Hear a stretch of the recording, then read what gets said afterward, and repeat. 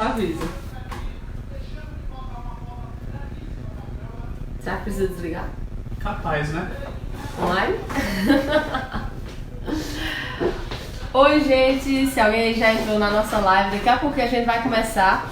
Eu tô aqui com uma companheira e companheiro de luta que trabalha aqui com a gente em Brasília. Minha xará, Natália Sena e Magnus. A gente trabalha, né? Todo mundo trabalha aqui no nosso mandato em Brasília e a gente tá só esperando algumas pessoas ficarem online para começar. A ideia de hoje é comentar um pouquinho as votações da semana aqui na Câmara. Foi uma semana animadíssima. Enquanto isso, Mariana, faz uma selfie aí pra galera te ver também. Mariana, da nossa comunicação, vai mostrar pra vocês aqui como é nosso gabinete, pra vocês ficarem sabendo, tentarem contar quantos cartazes do Lula Livre tem. E a gente já conversa. Tem mais Lula Livre da Câmara. E a gente já conversa.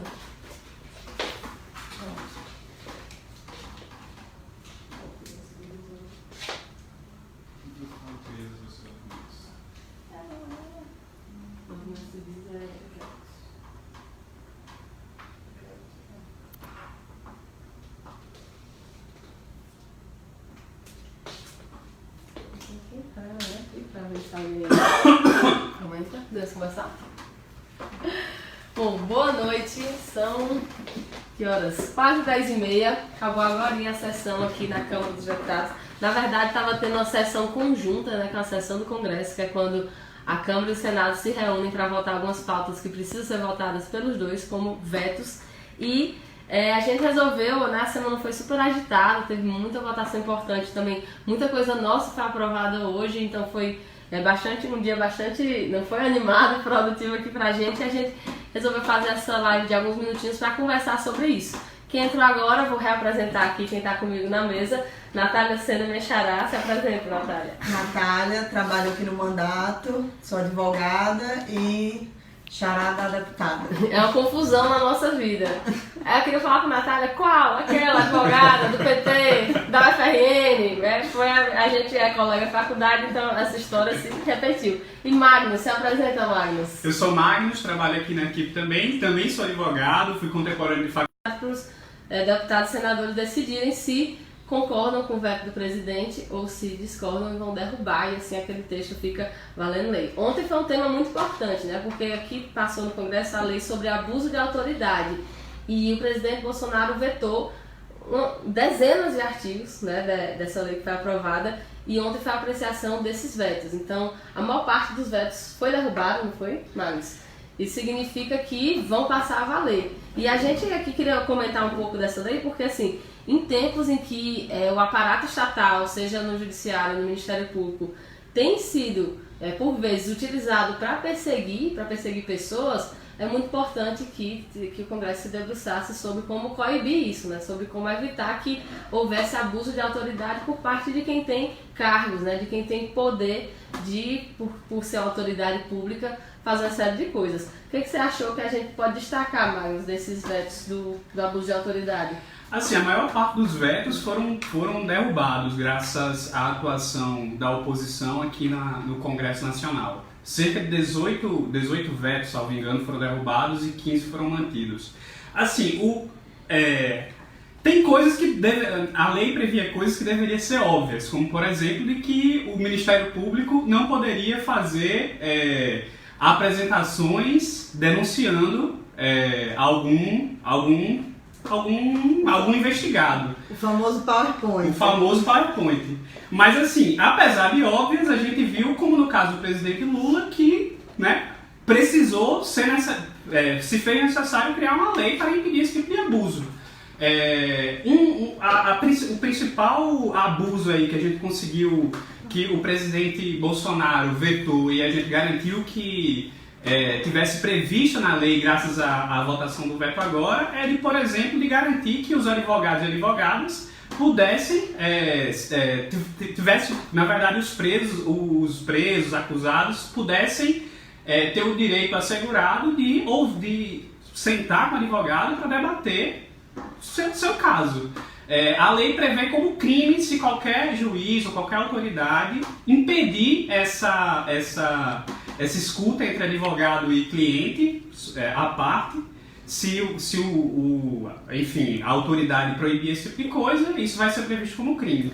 Imagina, eram coisas óbvias, né? Tipo, não fazer prisões ilegais, questão de prerrogativa de advogado mesmo, tipo, de acesso ao cliente, né? De acesso àquela pessoa que está sendo processada que advogado precisa ter. Então, inclusive, a OAB do Rio Grande do Norte, né? Ainda não vi as outras instituições, que o dia foi muito corrido, mas vi que a OAB do Rio Grande do Norte até soltou a nota, né? Parabenizando pela derrubada desses vetos. E hoje o dia foi realmente muito animado por aqui. De manhã, na Comissão de Educação, a gente teve duas proposições, uma de nossa autoria e outra que a gente relatou, que foram aprovadas. Uma delas era uma moção, né, bastante simples, uma moção de apoio, mas politicamente muito importante, de apoio à nomeação da reitora do IF da Bahia.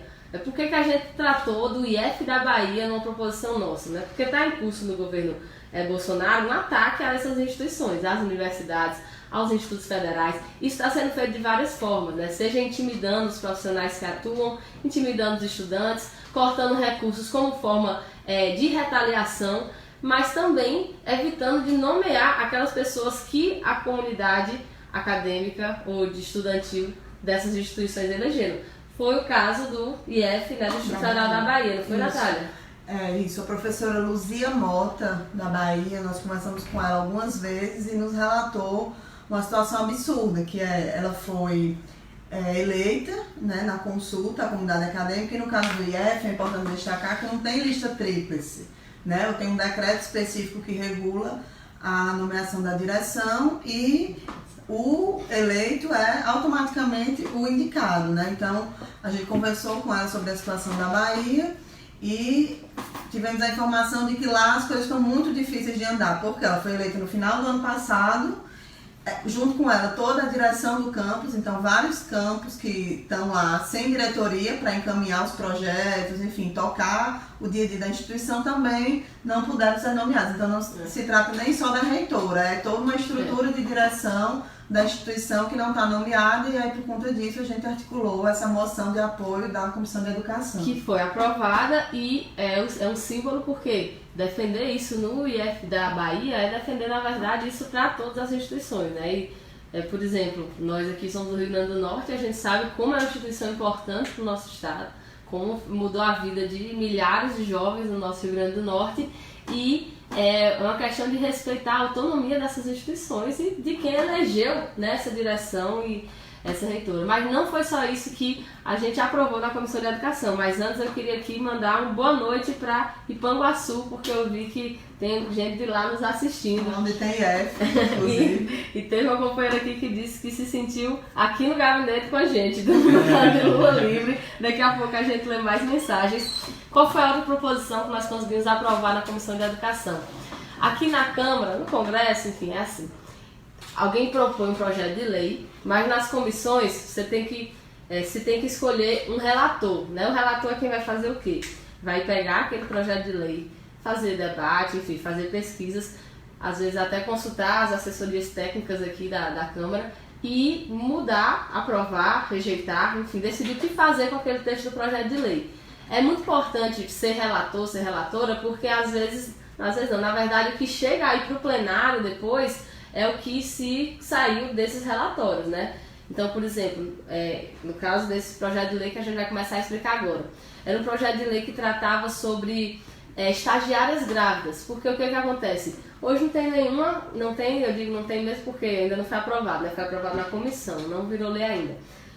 Não tinha nenhuma proteção para uma estagiária que ficasse grávida não perder aquele vínculo, né? Ela tinha que se desligar, a não ser que ali informalmente se chegasse em algum acordo. Então era um projeto de lei que falava para haver a interrupção do vínculo do estágio naquele momento, né? As ficam suspensas as obrigações, tanto da estagiária grávida quanto do contratante.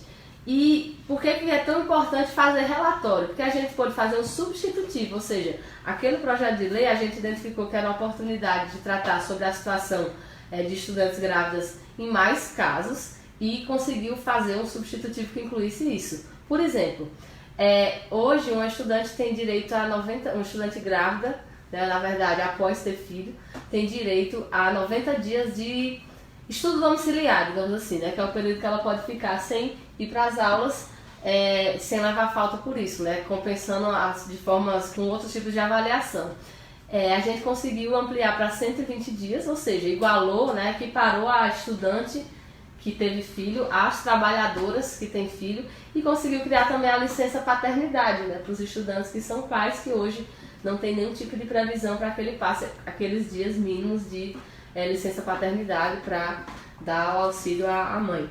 Para assegurar que ele também se responsabilize pelo processo de cuidar do recém-nascido, né? E isso já é garantido na Constituição Federal aos trabalhadores normais, e o que o substitutivo que conseguimos aprovar agora garante que esse direito constitucional se estenda também ao estudante e ao estagiário, né? Isso para garantir que se responsabilize no processo de criação da criança. Um beijo para Santa Cruz, Extremóis, Parnamirim, Guarulhos, São Paulo, só que ela é de São Miguel do Rio Grande do Norte.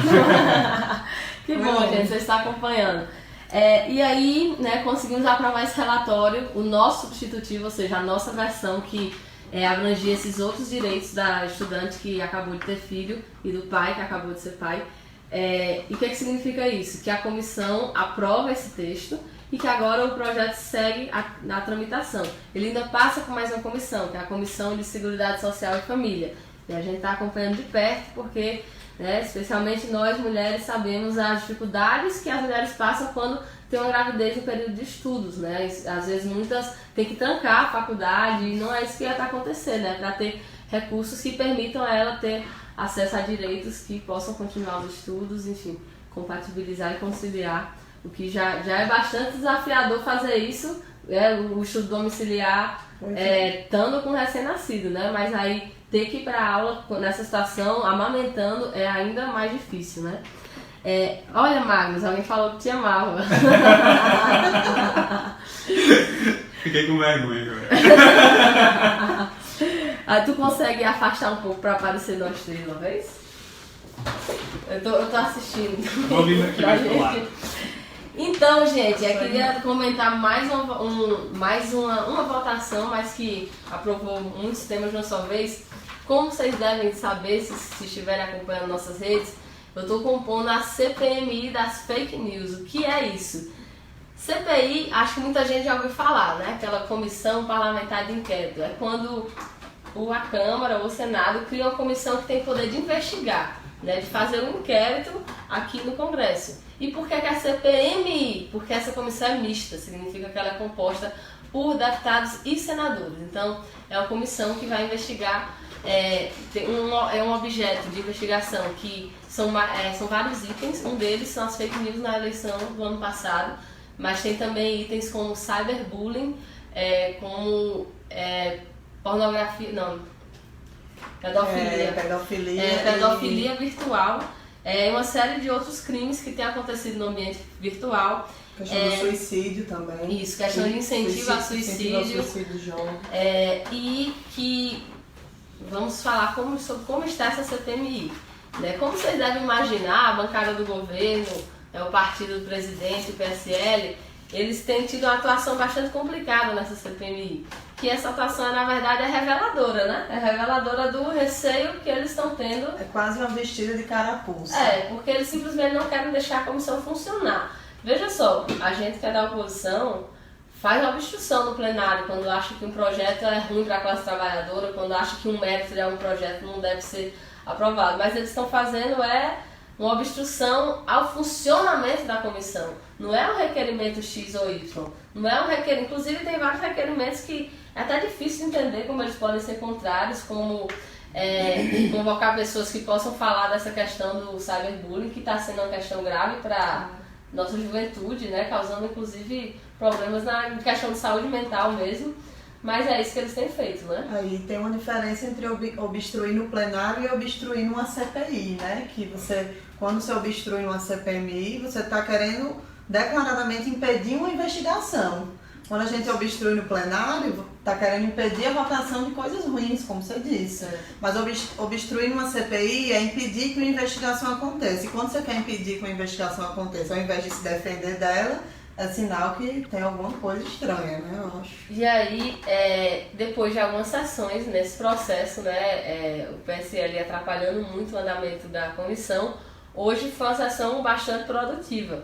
Né? Tinham vários requerimentos em pautas. O que são esses requerimentos? São pedidos de nós, que compomos a comissão, para chamar alguém para dar um depoimento, chamar alguém para ser testemunha, seja convocando a pessoa, que ela tem que ir como se fosse a intimação de um juiz para audiência, né? Isso. Porque a CPI tem esse poder. Ou um convite, né? A gente também fez convite a pessoas que sejam afeitas ao tema para a gente fazer audiências públicas, fazer debates, fazer interrogatórios. Então, hoje foram quantos requerimentos estavam em pauta? Olha, mais de 80. Mais de 80. Eram cerca de 85 requerimentos em pauta e nós conseguimos aprovar todos. E a gente queria falar um pouco sobre a importância disso. Primeiro sobre a importância desse tema, né? Fake news na eleição não é um tema só da gente aqui do Brasil. Acho que muita gente está acompanhando que está no mundo todo, tem país passando por esse problema. Né? E assim, o instrumento de CPIs ou semelhantes tem sido adotado em todos esses países que passaram por isso. Veja o caso da Inglaterra com a Cambridge Analytica, o caso lá nos Estados Unidos que chegou a chamar o Zuckerberg, né? Que sei lá, se você está assistindo aí pelo Facebook, provavelmente. Ele vai receber um relatório, no mínimo. Enfim, os países que enfrentaram esse problema têm usado esse instrumento. Afinal, tem que se investigar para descobrir o que diabos está acontecendo em torno disso. Pois é. Gente, chegou mais uma mensagem aqui antes de vocês continuarem, do Rafael Pinheiro. Ele diz: parabéns, guria guerreira, enfrentando as feras. E é sempre bom lembrar que vocês podem compartilhar nas suas páginas, nos grupos com os amigos, e pra gente poder levar as informações adiante. Comentem também, tem um reflexo aqui, ó. Comentem também de onde vocês estão assistindo, pra gente interagir com vocês também. Tá aí por presente, viu? Senão vai ficar igual o Caio da Jujute. Só filmando, nem aparece, só a voz. Aparece, Mariana. Bom, como a gente vem dizendo, né? Esse tema não é que fake news é uma coisa nova, gente. Mentira em eleição... Calma, que agora eu coloquei aqui. Peraí. Pronto, vai. Deu certo? Deu. Mentira em eleição é uma coisa muito antiga.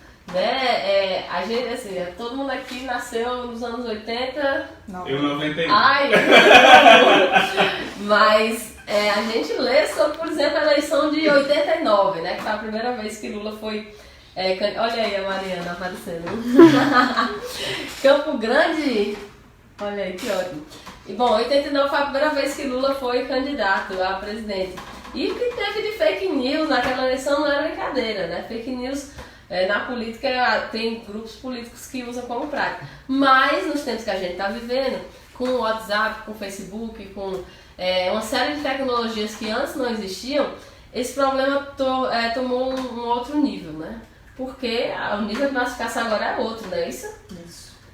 Além de ter muita grana envolvida, né? Exato, tem um empresariado aí mundial que está interferindo na democracia através do dinheiro e passa por isso, pelo investimento na produção e disseminação de fake news. Para ter acesso a essa massificação real, é preciso muito dinheiro, né? Não é à toa que uma das questões sobre isso na eleição passada é se teve caixa 2 na campanha de Bolsonaro, por exemplo, porque teve vídeo na época de empresários dizendo: vamos tentar ganhar logo no primeiro turno para sair mais barato. Como assim? A empresa não pode doar para a campanha e esses empresários não têm doações declaradas nas contas de Bolsonaro.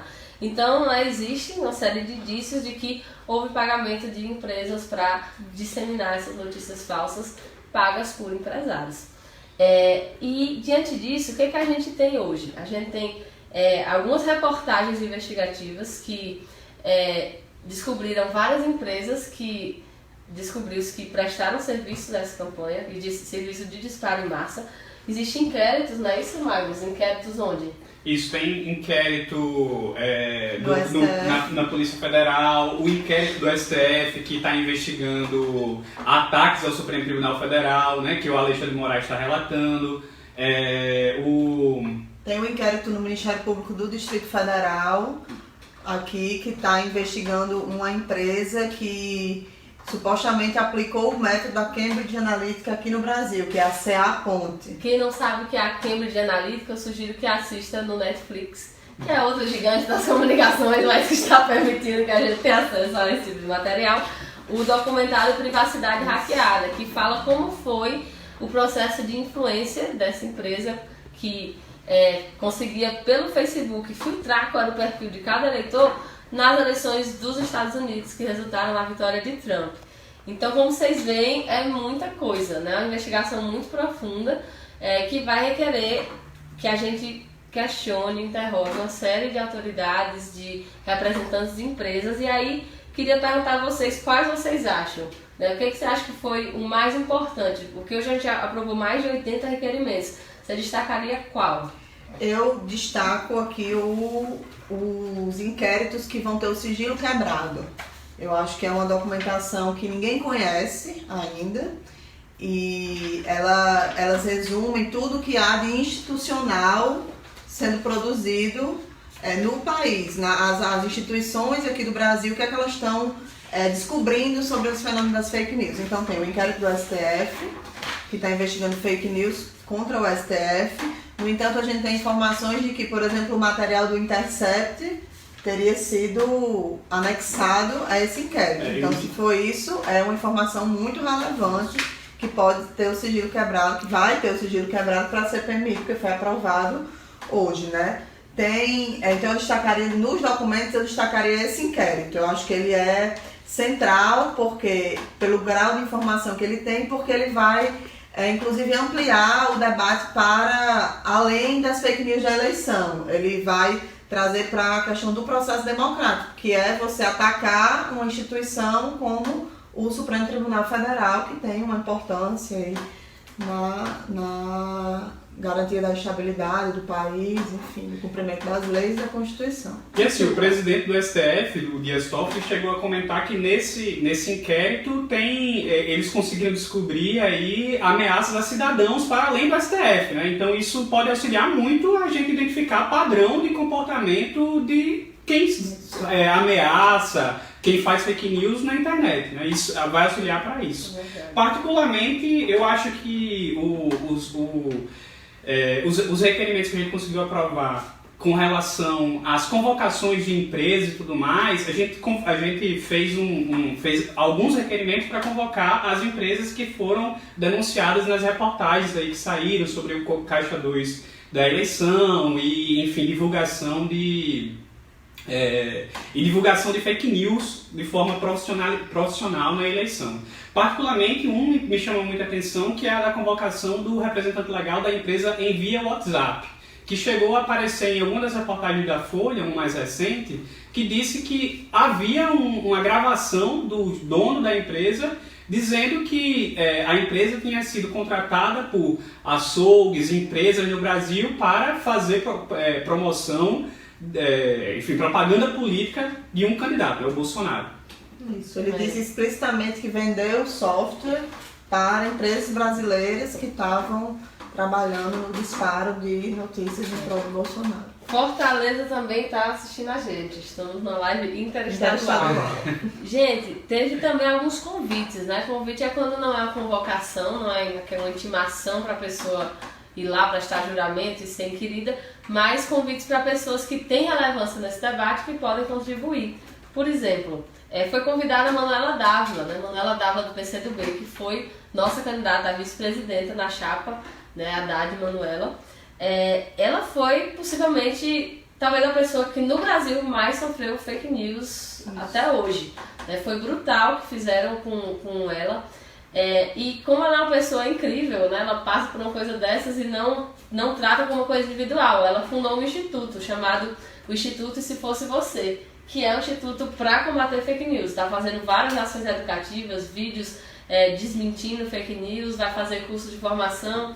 Então ela tem uma importância grande, né? Foi convidada para estar na CPI.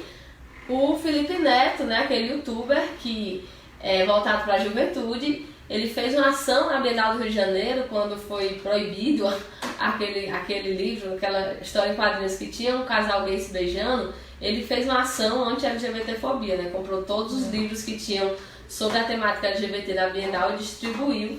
Depois disso ele foi vítima de uma enxurrada de ataque, né? Ataque organizado, coordenado, de robôs e ameaças, a ponto de ter tido que tirar a mãe do Brasil. Vale ressaltar que não é um youtuber de esquerda, né? Exato, não é um youtuber de esquerda, porque ele fez a ação na Bienal, então ele está sendo assim, super ameaçado, teve que tirar a mãe do país, está tendo que mudar a rotina, deixou de ir para um evento, mas está reagindo, né?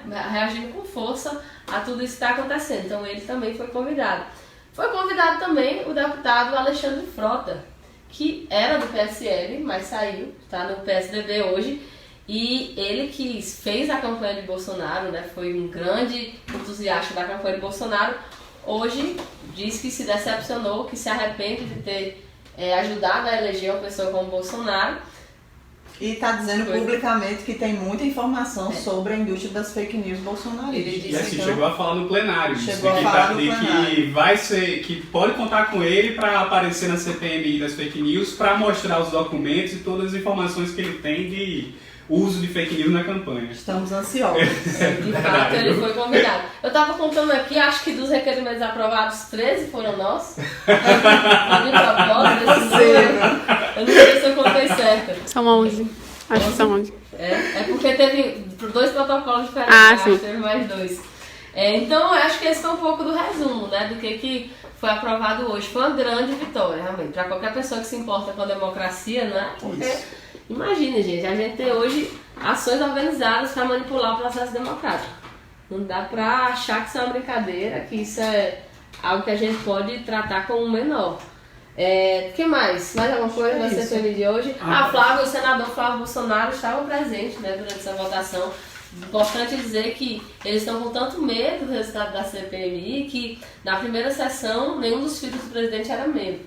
Na segunda foi colocado o senador Flávio Bolsonaro, na terceira o deputado Eduardo Bolsonaro. E hoje nós ganhamos a votação deles todos os requerimentos, né? O dia foi tão bom que choveu em Brasília. Choveu em Brasília. Fazia mais de 100 dias que não chovia. Gente, aqui é muito seco. Há algumas semanas fez o dia mais seco. Deu quanto? 8% de umidade. Eu moro no litoral, e hoje choveu, né? Realmente foi muitas coisas inéditas aqui. Considerações finais, né? Digam se vocês gostam dessa live. A gente já até pensou, vamos fazer um podcast. Mas realmente, hoje foi... Daqui Rodolfo Brasileiro está perguntando, vai falar sobre a mudança na legislação eleitoral? Tem um ponto importante que não está na pauta de hoje, porque não foi essa semana que passou, mas é um assunto muito importante de ser tratado. Na semana passada, não foi? Isso, semana passada foi aprovada aqui no Congresso uma lei que muda alguns fatos da legislação eleitoral. E tem um ponto deles que deu muita polêmica, que foi o tal do fundo eleitoral do fundo partidário. E a gente está até elaborando um artigo sobre isso, que vai deixar nas nossas redes, porque esse é um debate importantíssimo, mas aqui rapidamente a gente pode resumir a seguinte informação. Muitos do que estavam sendo contra o fundo no plenário são pessoas financiadas por empresários. Porque, embora tenha sido proibido o financiamento por empresa, não se estabeleceu limite à doação individual. Então, quem era o dono da empresa, em vez de fazer a doação pelo CNPJ, faz a doação pelo seu CPF, de centenas de milhares de reais. Isso significa basicamente que sem o fundo público que financia as candidaturas, que financia os partidos, só quem pode se candidatar com chance de disputa é quem é rico.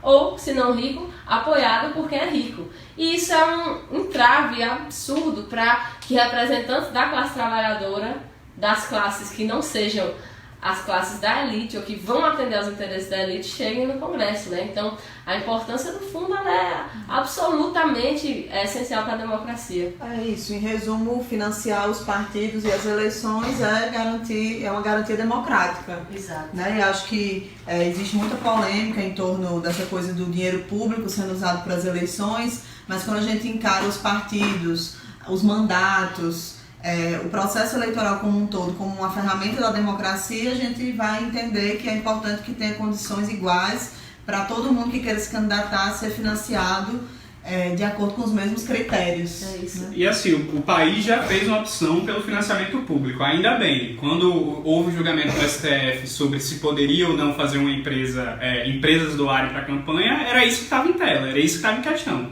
Se iria ser um financiamento público das campanhas e dos partidos políticos. E graças a Deus, né, enfim, conseguimos garantir que a opção adotada fosse a do financiamento público. Então, enfim, é uma consequência disso. E eu peço para, inclusive, quem está acompanhando a live, fique de olho nas nossas redes, porque em breve vai ter um artigo mais detalhado sobre isso, com uma série de dados, como, por exemplo, essa influência, né? Eu vi gente falando no plenário, falando contra o fundo, que recebeu doações, uma pessoa só doa 80 mil reais.